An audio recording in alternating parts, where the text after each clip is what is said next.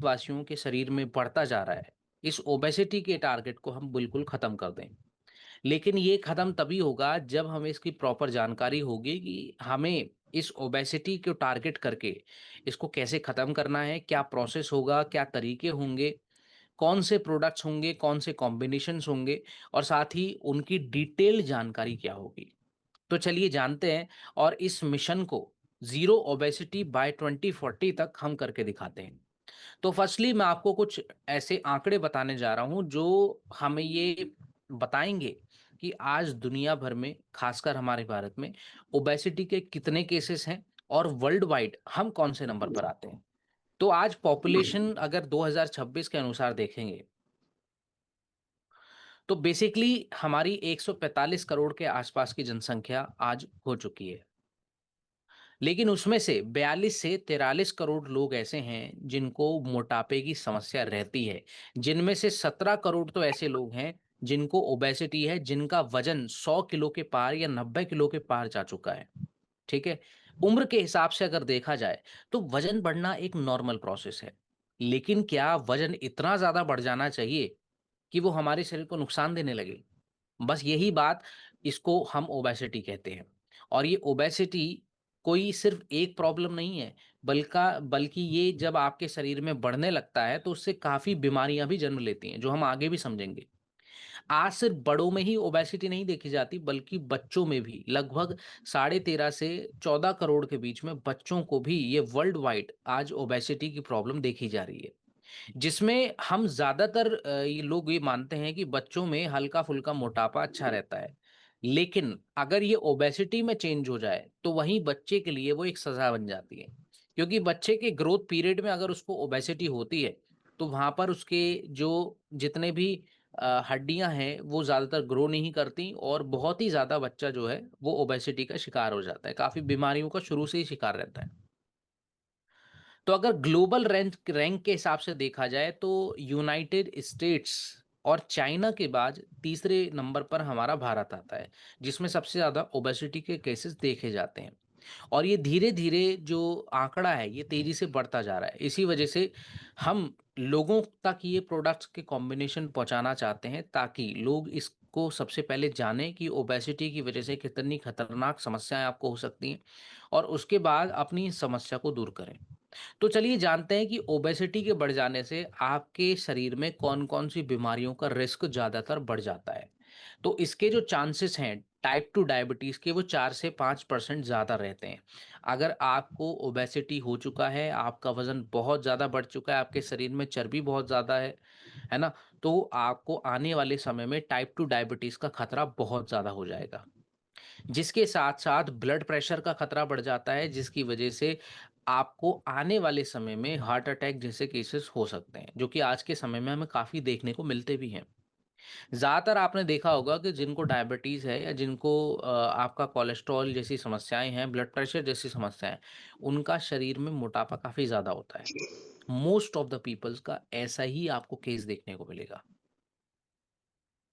काफ़ी महिलाओं को ओबेसिटी की वजह से पीसीओएस जैसी समस्याएं, जिसको हम पॉलीसिस्टिक ओवेरियन सिंड्रोम कहते हैं, इनफर्टिलिटी की समस्याएं जिसमें बेबी कंसीव ना होना, पीरियोडिक साइकिल में मिसिंग, है ना, गायनिक समस्याएं, ये ज़्यादा होने का पूरा पूरा खतरा रहता है अगर आपको ओबेसिटी हो गई है।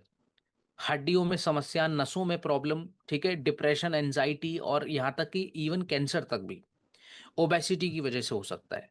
तो जैसे कि आपने देखा कि एक छोटी सी प्रॉब्लम कहाँ से स्टार्ट हुई थी और वो कहाँ पर एंड होती है, इसमें एक सबसे बड़ा एक बीच में गैप है।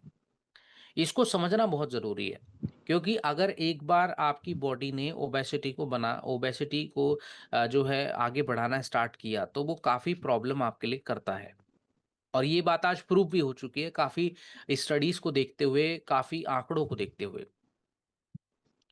तो इसलिए आज अगर हम एक एवरेज आदमी की इस पर खर्च देखें तो सालाना तौर पर कम से कम 1.5 से 2 लाख रुपए का खर्च जो है एक आम आदमी इस पर कर देता है। कैसे? देखिए, अगर किसी भी व्यक्ति को ओबेसिटी होना स्टार्ट हो गया और उसको काफ़ी समय हो गया है, 4 से 5 मंथ हो गए हैं, तो वहाँ पर सबसे पहली जो प्रॉब्लम से स्टार्ट होती है वो होती है आपकी या तो डायबिटीज़ की या फिर ब्लड प्रेशर की। या फिर नसों की प्रॉब्लम।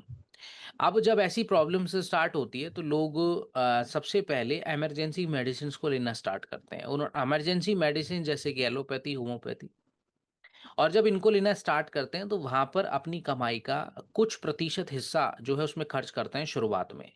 कैसे? सबसे पहले डॉक्टर विजिट करते हैं, है ना? जो एक मजबूरी बन जाती है। दूसरा, दवाइयों के महँगे रेट आज हमारी जो जेब है वो उनको ढीली करते हैं।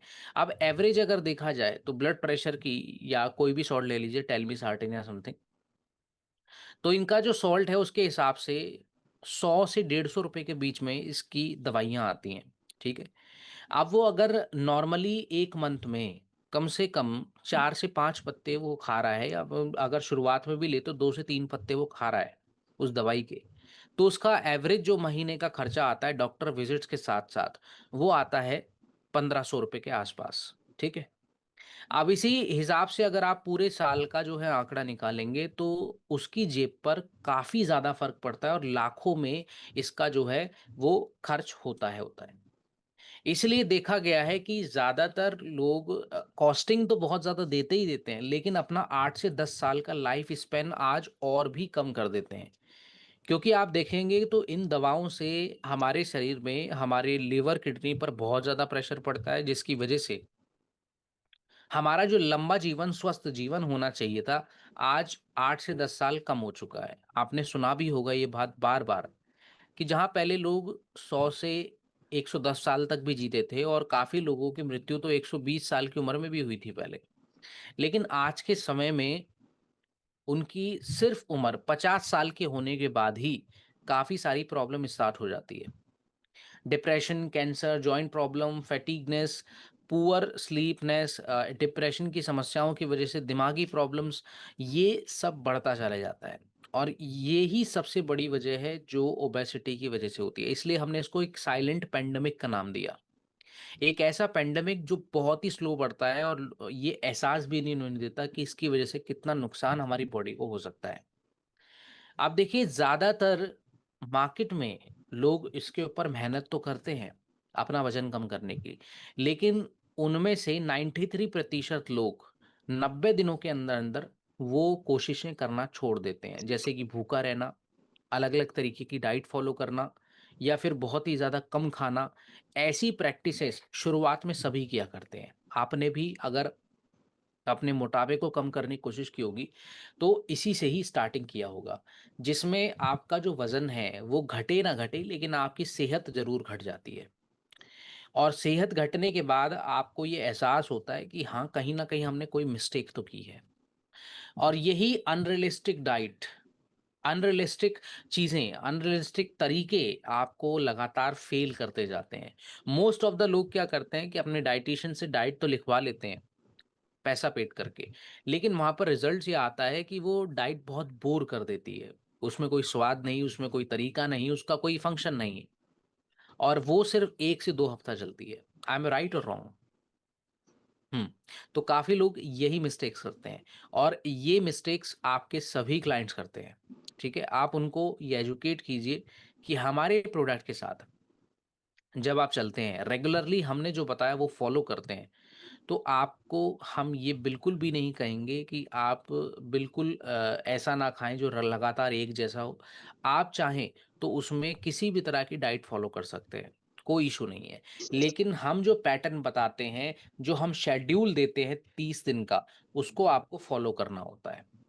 अब यहाँ पर जो सबसे बड़ी प्रॉब्लम है, वो क्या है ओबेसिटी बढ़ने की, इसके कुछ कारण मैं आपको बताना चाहूँगा।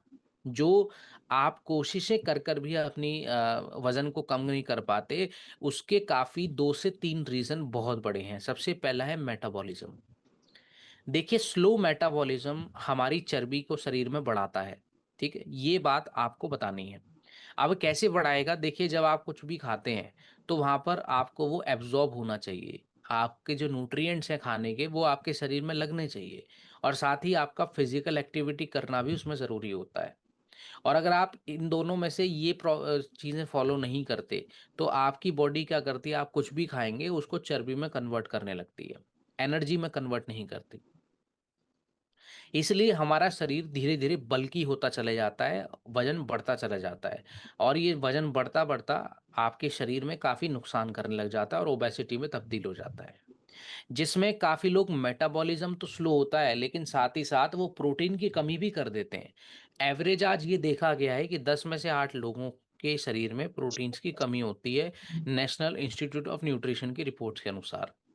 अब देखिए प्रोटीन के बारे में मैंने आप लोगों को बताया था कि जब आपकी बॉडी में प्रोटीन की कमी होती है, तो आपकी बॉडी में हार्मोन डिसबैलेंस भी होता है और आपका वजन भी तेजी से बढ़ने लगता है। तो ये भी एक वजह है जिसकी वजह से आपको ये मोटापा हो रहा है। तो आपको क्या-क्या चीज़ें ध्यान में रखना है? सबसे पहला मेटाबॉलिज्म, आपका पाचन तंत्र मजबूत हो। दूसरा, प्रोटीन की प्रॉब्लम ना हो और साथ ही साथ मैं आपको बताना चाहूँगा एक तीसरा फैक्टर भी होता है जो होता है basal metabolic rate, BMR factor. अब ये बीएमआर होता क्या है, इसको हम शॉर्टली समझेंगे। देखिए बीएमआर बेसिकली हमारी बढ़ती हुई उम्र के साथ हमारे शरीर की जो हीट है ना? जो बॉडी हमारी हीट पैदा करती है अंदरूनी तौर से, जिसको हम कहते हैं खाने को पचाने के लिए जठर अग्नि, है ना? उस जठर अग्नि को ये डायरेक्टली उम्र बढ़ने के साथ-साथ ही ऑटोमेटिकली कम होती चली जाती है। काफ़ी लोग ये एनर्जी जो है, जो हमारी बर्निंग हो रही है, इसको काफ़ी बार अलग-अलग खाने की वजह से, भारी भोजन की वजह से वो ऑलरेडी लॉस्ट हो जाती है, पेट की काफ़ी समस्याएँ पैदा हो जाती हैं, जिसकी वजह से बेली फैट भी होने लग जाता है। आपने देखा होगा पेट के निचले हिस्से की चर्बी बढ़ जाती है, वो इसी वजह से ज़्यादातर बढ़ती है। तो अगर आपका बीएमआर काफ़ी ज़्यादा नॉर्मल रहता है, तो आप ज़्यादा अपनी चर्बी को गला पाएँगे। छोटी-मोटी एक्सरसाइज़ करेंगे, थोड़ा बहुत अपनी बॉडी में अच्छे से ट्रीटमेंट करेंगे, ये प्रोडक्ट्स लेंगे, तो आपका बीएमआर भी बढ़ेगा, मेटाबॉलिज़्म भी फ़ास्ट होगा और प्रोटीन्स भी आपकी बॉडी में पूरे होंगे। तो हम ये जो प्रोडक्ट्स हैं, आप सभी को प्रोडक्ट देते हैं जो कि आपके मसल लॉस को बचाते हैं और आपके प्रोटीन्स की कमी को पूरा करते हैं, मेटाबॉलिज्म को फास्ट करते हैं और पीएमआर को भी अच्छा करते हैं। तो ये है आपका स्लिम डॉग, वेक्चा और एक्टिव फाइबर कॉम्प्लेक्स। आप स्लिम डॉग को अगर आप समझें तो ये 12 ग्राम प्रोटीन आपको देता है, हाई फाइबर्स और साथ ही साथ इसमें विटामिन्स और minerals, flax seed, pumpkin seed ऐसे सीड्स दिए जाते हैं, जिससे ये आपका प्रॉपर तरीके से आपको स्लिम बना के रखेगा।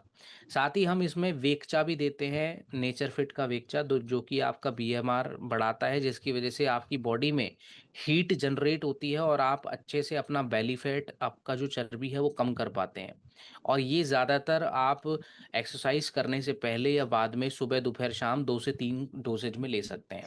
तीसरा आता है आपका एक्टिव फाइबर कॉम्प्लेक्स, जिसके अंदर ऐसे फाइबर्स होते हैं जो किसी अगर डायबिटीज़ वाले मरीज़ को भी देते हैं तो उसकी डायबिटीज़ को भी कम करने में फ़ायदा करेगा, कोलेस्ट्रॉल को भी कम करेगा और साथ ही साथ उसकी जो पेट की समस्या है उसको सॉल्व भी करेगा, जिसकी वजह से आपका मेटाबॉलिज़्म बहुत ही ज़्यादा अच्छा हो जाता है। तो ये एक्टिव फाइबर कॉम्प्लेक्स आप सभी को वज़न कम करने के लिए ज़रूर लगाएँ, चाहे वो डायबिटीज़ वाला मरीज़ हो या फिर कोई नॉर्मल मरीज़ हो जिसको मोटापा भी बढ़ रहा हो। इसके साथ 2 और कॉम्बिनेशन आप दे सकते हैं, जैसे कि ओमेगा डॉग और अश्वगंधा केएसएम 66। ये दोनों भी आपको देना है ताकि स्ट्रेस आपका ना बढ़े और आपकी बॉडी में हेल्दी ओमेगा 3 का सोर्स जा सके। तो हमने ये 30 डे का प्रैक्टिकल रूटीन बनाया है एवरीवन, जिसको आप फॉलो कर सकते हैं। जैसे कि मॉर्निंग में आपको वेकचा लेना है, जैसे कि मैंने आपको बताया था। दूसरा, आपको एक्टिव फाइबर कॉम्प्लेक्स लेना है। ब्रेकफास्ट में आप स्लिम डॉग लें, लंच में आप जो भी खाना चाहते हैं वो खाएं, कोई मनाही नहीं है। इवनिंग में आप फिर आप वेकचा लेते हैं। डिनर में स्लिम डॉग के साथ हल्का फुल्का खाना खाएं, ज़्यादा डाइट मत लें। और रात को सोने से पहले हल्का गुनगुना पानी और फाइबर, एक्टिव फाइबर कॉम्प्लेक्स लें। तो ये अगर आप 30 डे तक करेंगे तो आपको जो रिजल्ट्स मिलेंगे वो काफ़ी बेहतरीन मिलेंगे। जैसे कि पहले दिन से तीसरे दिन तक आप जब ये प्रोडक्ट सेम टू सेम ऐसे ही रूटीन के साथ फॉलो करते हैं, तो आपका जो डाइजेशन है वो बेटर होता है। आपकी बॉडी में वाटर बैलेंस बहुत बढ़िया रहता है, जिसकी वजह से आप लाइट फ़ील करते हैं, हल्का फ़ील करते हैं। चौथे से 7वें दिन तक आपकी जो ये जब लेते रहते हैं तो आपकी बॉडी की एनर्जी बढ़ जाती है। क्योंकि आपने देखा होगा कि वेट लॉस जर्नी पर जो लोग वेट लॉस कर रहे हैं, काफ़ी बार कमज़ोरी महसूस करते हैं क्योंकि वो कम खाते हैं। देखा है ना आपने, आपके साथ भी हुआ होगा। तो ये एनर्जी बढ़ाएगा और साथ ही आपकी जो फूड की क्रेविंग है, यानी कि अलग-अलग कुछ भी खाने की जो क्रेविंग्स होती है, वो काफ़ी बार हमारी डाइट लॉस करवा देती है। ये क्रेविंग कम हो जाएंगी। 8वें से 15 दिन तक आते आते आपका जो बेली फैट है, यानी कि आपके पेट के निचले हिस्से की चर्बी, वो काफ़ी कम होने लग जाती है, लाइट होने लग जाती है। 16वें से 30वें दिन तक आते आते आपका 2 से 5 किलो तक वजन एवरेजली कम हो जाता है। जी हाँ, 16वें से 30वें दिन के अंदर अंदर बेटर स्लीप होती है, आपकी बॉडी पर ज़्यादा अच्छा कंट्रोल होता है। और अगर आप इसके साथ एक्सरसाइज भी इंक्लूड कर देंगे तो 2 से 5 किलो नहीं बल्कि 5 से 10 किलो तक भी आपका वजन जा सकता है। तो ये है आप सभी के एक्सपेक्टेड रिजल्ट जो आपको देखने को मिलने वाले हैं। अगर हम बात करें सेल्स की, तो आप सबसे पहले यहाँ पर अगर आप लोगों को ये प्रोडक्ट एजुकेट करते हैं, उसके बाद एनरोल करते हैं, ट्रैक करते हैं, तो आप अपनी सेल को बहुत ही तेजी से बढ़ा सकते हैं।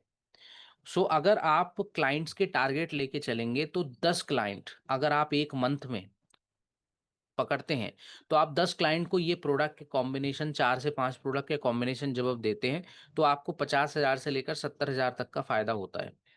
और अगर आप सालाना तौर पर 120 क्लाइंट टोटल आप ये सेल कर देते हैं, 120 क्लाइंट्स को दे देते हैं, तो आपको 10 लाख पर ईयर का आपको फायदा होता है। तो सिर्फ 5 प्रोडक्ट से, आप सिर्फ 5 प्रोडक्ट से ये अचीवमेंट पा सकते हैं। तो सोचिए, आपके पास तो पूरा कैटेगरी पड़ा है न्यूट्रास्यूटिकल का, जहां पर आप न्यूट्रास्यूटिकल प्रोडक्ट्स को ऐड करके, जैसे कि day live super food products add करके, उनको काफ़ी सेल्स भी बढ़ा सकते हैं और उनकी शरीर की काफ़ी ज़्यादा उनको बेनिफिट्स भी दे सकते हैं एवरीवन।